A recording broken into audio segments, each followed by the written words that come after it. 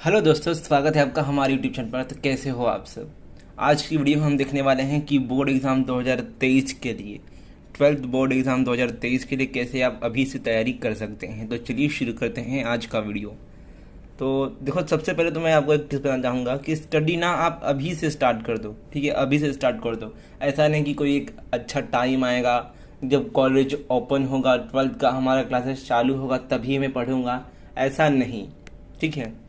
और दूसरा भी वही है, देखो यहाँ पर कि ये मत सोचो कि अभी बहुत टाइम है, इतना जल्दी क्यों पढ़ूँ। क्योंकि देखो यार, आपके पास टाइम बिल्कुल भी नहीं है। जैसे अगर आपका क्लास चालू हो जाएगा 12th का, तो आपका रोज़ प्रैक्टिकल रहेगा, रोज़ क्लासेस रहेंगी, तो आपको ऐसा लगेगा ना यार कि मुझे तो टाइम ही नहीं मिल रहा है, क्या पढूं क्या पढूं। इसलिए अभी से आप पढ़ना स्टार्ट कर दो। कुछ अच्छे टाइम की, कोई एक अच्छे ऐसे मूवमेंट की कि मैं उसी दिन से पढ़ूंगा, ऐसा मत सोचो आप। नहीं तो आप देखो, लास्ट में आपको बहुत ऐसा लगेगा कि यार वो जो मुझे टाइम मिला था स्टार्टिंग में, मैंने उसे क्यों नहीं ग्रैब किया, मुझे ऐसा करना चाहिए था। तो आप क्या करो, अभी से पढ़ना स्टार्ट कर दो।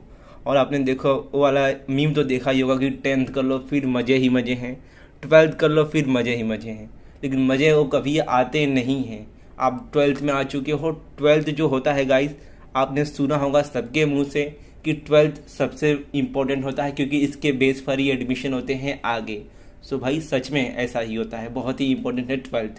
इसलिए यार इस क्लास में 12th में आप बहुत अच्छे से पढ़ो और स्टडी अभी से।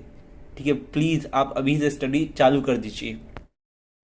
Tip number 3, know the complete syllabus and paper pattern. तो देखो, आपको पढ़ाई स्टार्ट करनी है ना, तो सबसे पहले आपको जो सिलेबस है वो तो पता होना चाहिए। पेपर पैटर्न एग्जाम का क्या होता है वो पता होना चाहिए। 80 मार्क्स का मैथ का पेपर, 70 मार्क्स का फिजिक्स केमिस्ट्री का पेपर, उसके बाद ओरल वगैरह कैसे होती है, ये सब आपको पता होना चाहिए। इसके ऊपर मैंने एक सेपरेटली वीडियो बनाया है।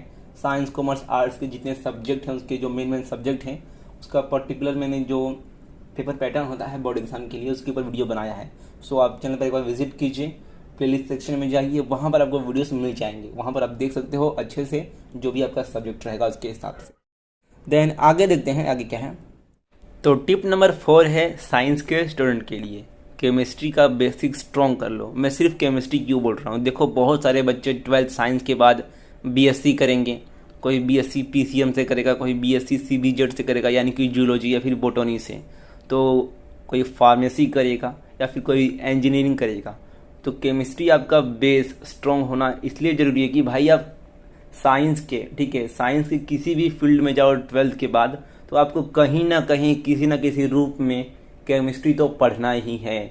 और अगर आपका केमिस्ट्री का बेसिक स्ट्रॉन्ग नहीं है, आपको बेसिक से कुछ पता ही नहीं है, जैसे आईयूपीएसी नेमिंग क्या होता है, उसका रूल क्या होता है, कैसे कंपाउंड को किसी आईयूपीएसी नेमिंग देते हैं, उसका आईयूपीएसी नामकरण कैसे होता है, तो अगर आपको बेसिक नहीं पता है तो यार आपको आगे प्रॉब्लम होगा।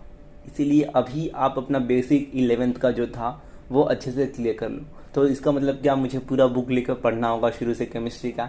ऐसा नहीं यार। जो मेन कॉन्सेप्ट है, जैसे कि इफेक्ट्स होगा, जैसे कि रेजोनेंस इफेक्ट, इंडक्टिव इफेक्ट, और बहुत सारे ऐसे कुछ टॉपिक होंगे, आपके हिसाब से आप देख सकते हो। सो ऐसे जो टॉपिक जो आपको 11th में अच्छा नहीं लगता था पढ़ने में, आपको हार्ड लगता था, तो वो क्या करो, आप अच्छे से यूट्यूब से एक बार क्लियर करके ले लो। क्योंकि यार देखो, केमिस्ट्री तो रहने ही वाला है। साइंस मतलब केमिस्ट्री, तो भाई साइंस और केमिस्ट्री ये दोनों कभी छूट नहीं सकते। केमिस्ट्री तो रहेगा ही, चाहे आप 12th के बाद कुछ भी करो। इसलिए अभी आप अपना बेस अच्छे से क्लियर कर लो। जो आपको टाइम मिला है 12th स्टार्ट होने से पहले, उसमें वो टाइम में आप क्लियर करके ले लो अपना सब अच्छे से। देन अगला टिप देखते हैं कि अगला क्या है।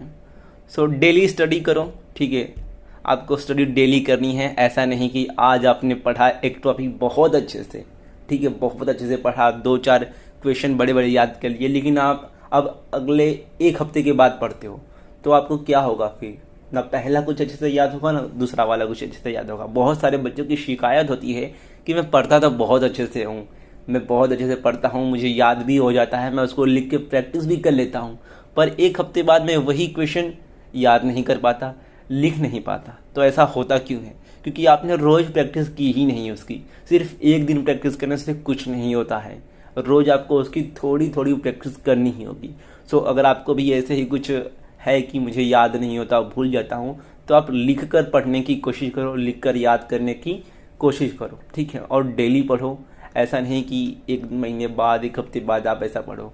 डेली पढ़ो, 1 घंटा पढ़ो, 2 घंटा पढ़ो, आपकी कन्वीनियंस के हिसाब से जितना आपको एक ऐसा टाइम लगता है कि मैं इतना पढ़ सकता हूँ उस हिसाब से पढ़ो, लेकिन डेली पढ़ो।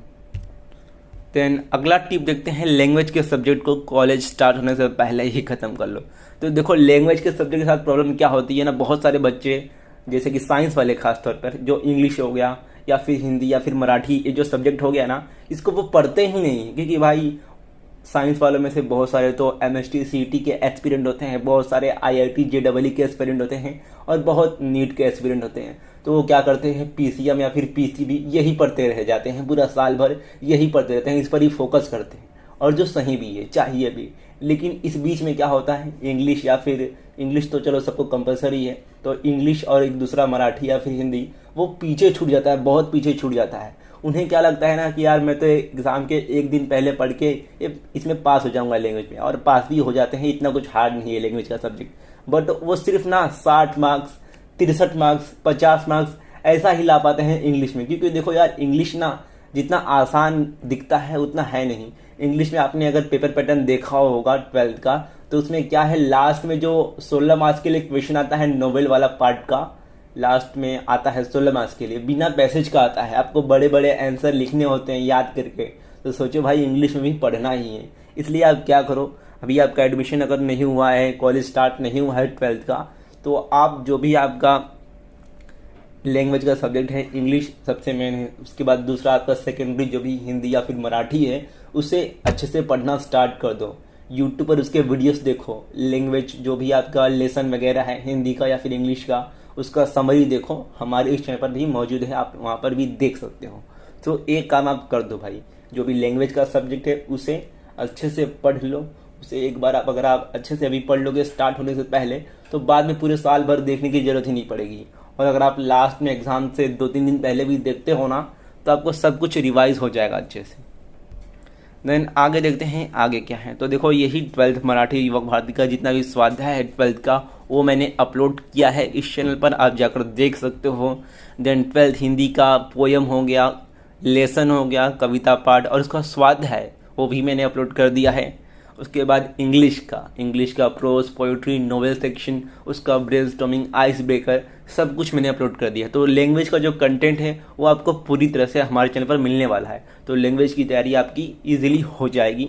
ठीक है, बहुत अच्छे से आपको लैंग्वेज की तैयारी करनी है, यानी कि मतलब डेली थोड़ा थोड़ा पढ़ना है। ऐसा नहीं कि लैंग्वेज ही पढ़ते रह जाओ, अब मैंने बोल दिया तो ऐसा नहीं आपको करना है।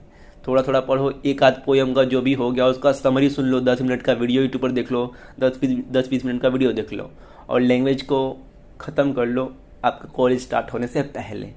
और इंग्लिश को भाई मैं बोल रहा हूँ, इंग्लिश को ना थोड़ा इग्नोर मत करना, उसे छोटा मत समझना, क्योंकि इंग्लिश में 16 मार्क्स का जो लास्ट का क्वेश्चन आता है ना, वो बहुत बच्चे छोड़ देते हैं इस डर से कि भाई वो तो बिना पैसेज का है, मैं क्या लिखूंगा।